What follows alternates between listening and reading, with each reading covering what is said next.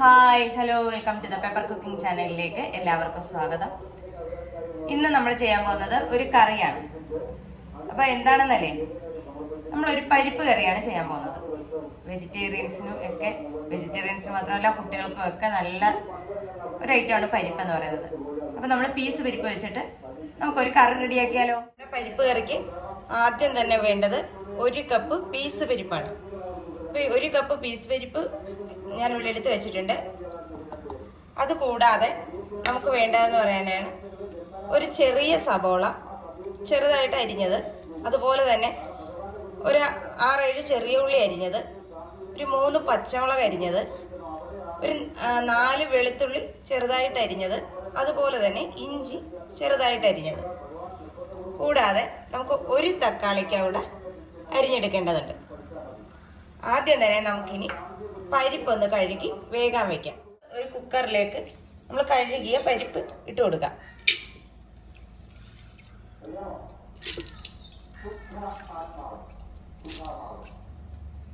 ഈ പരിപ്പിനകത്തേക്ക് നമ്മൾ ചെറിയൊരു തക്കാളിക്ക് അരിഞ്ഞത് ഇട്ട് കൊടുക്കാം.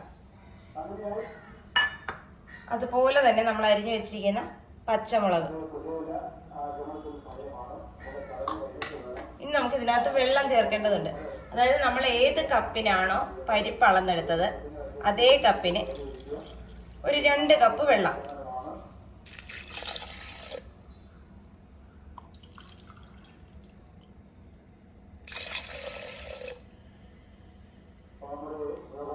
രണ്ട് കപ്പ് പോരാ, ഒരു 1/2 കപ്പ് കൂടെ ഞാൻ ഒഴിക്കണം. 2.5 കപ്പ് വെള്ളം ഞാനിപ്പോൾ ഒഴിച്ചിട്ടുണ്ട്.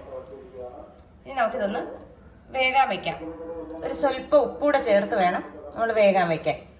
അപ്പോൾ ഉപ്പൊക്കെ അവരവരുടെ ടേസ്റ്റ് അനുസരിച്ച് ചേർക്കണം. ഇതിനകത്തേക്ക് ഒരു 1/2 ടീസ്പൂണോളം മഞ്ഞൾപ്പൊടി കൂടെ ചേർത്ത് വേണം നമ്മൾ വേകാനായിട്ട് വെക്കാൻ. നമുക്ക് കുക്കർ അടച്ച് ഏകദേശം ഒരു 2 വിസിൽ കേട്ടാൽ മതിയാവും. അന്നേരത്തേക്ക് ഇത് നന്നായിട്ട് വെന്തിട്ടുണ്ടാവും. ചട്ടി അടുപ്പത്ത് വെച്ച് കൊടുത്തിട്ടുണ്ട്. ഇതിലേക്ക് ആവശ്യമായ വെളിച്ചെണ്ണ ഒഴിച്ചു കൊടുക്കാം. നമ്മുടെ എണ്ണ ചൂടായിട്ടുണ്ട്. ഇതിലേക്ക് നമുക്ക് ഒരല്പം കടുക് ഇട്ട് കൊടുക്കാം. കടുകൊന്ന് പൊട്ടി വരട്ടെ. നമ്മുടെ കടുക് പൊട്ടാൻ തുടങ്ങിയിട്ടുണ്ട്. നമുക്കിതിലേക്ക് ഒരു 5-6 വറ്റൽ മുളക് ഇട്ട് കൊടുക്കാം. അതോടൊപ്പം തന്നെ കുറച്ച് കറിവേപ്പില.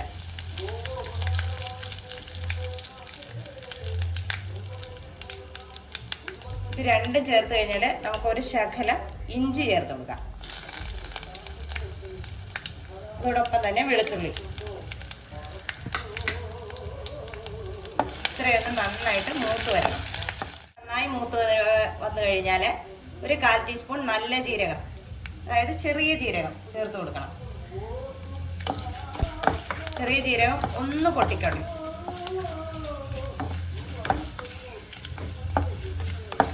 ഈ സമയം കൊണ്ട് നമുക്ക് അരിഞ്ഞു വെച്ചിരിക്കുന്ന ചെറിയ ഉള്ളി ചേർത്ത് കൊടുക്കാം.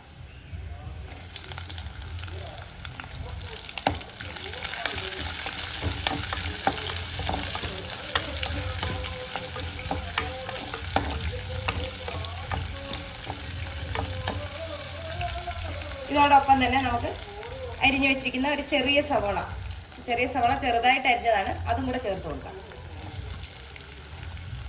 ഇനി ഇത് നന്നായിട്ടൊന്ന് വഴണ്ട് വരട്ടെ.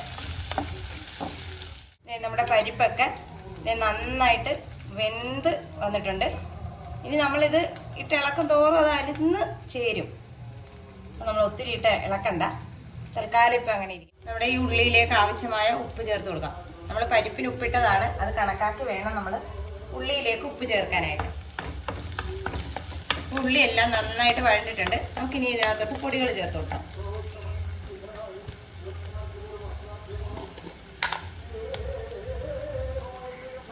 ഒരു സ്വല്പം മഞ്ഞൾപ്പൊടി, അതായത് ഒരു 1/4 ടീസ്പൂൺ.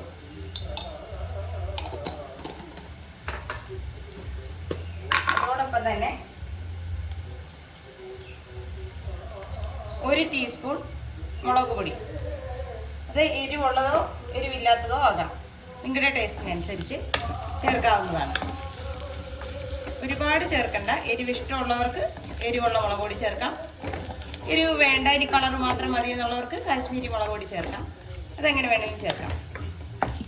എന്നിട്ട് ഇതിൻ്റെ ഈ പൊടിയുടെ പച്ച ചുവ ഒന്ന് മാറ്റിയെടുക്കാം.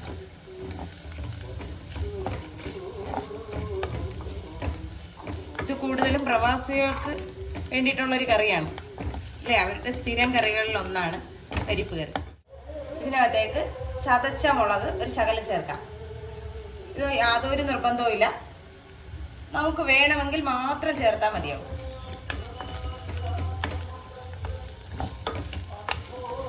നമ്മൾ ചതച്ച മുളകിൻ്റെ ആ ഒരു പച്ച ചുവ മാറിക്കഴിയുന്ന സമയത്ത് നമുക്ക് നമ്മുടെ വേവിച്ച് വെച്ചിരിക്കുന്ന പരിപ്പ് ഇതിനകത്തേക്ക് ചേർത്ത് കൊടുക്കാം.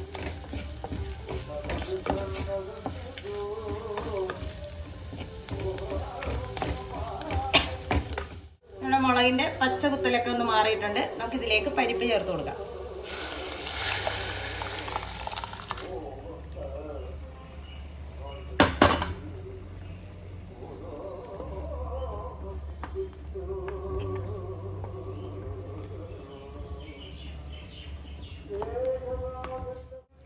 അപ്പോൾ ഈ പരിപ്പ് കറി ഇത്രയും ലൂസിലെടുക്കണം, കാരണം ഇരിക്കും തോറും ഇത് കുറുകും.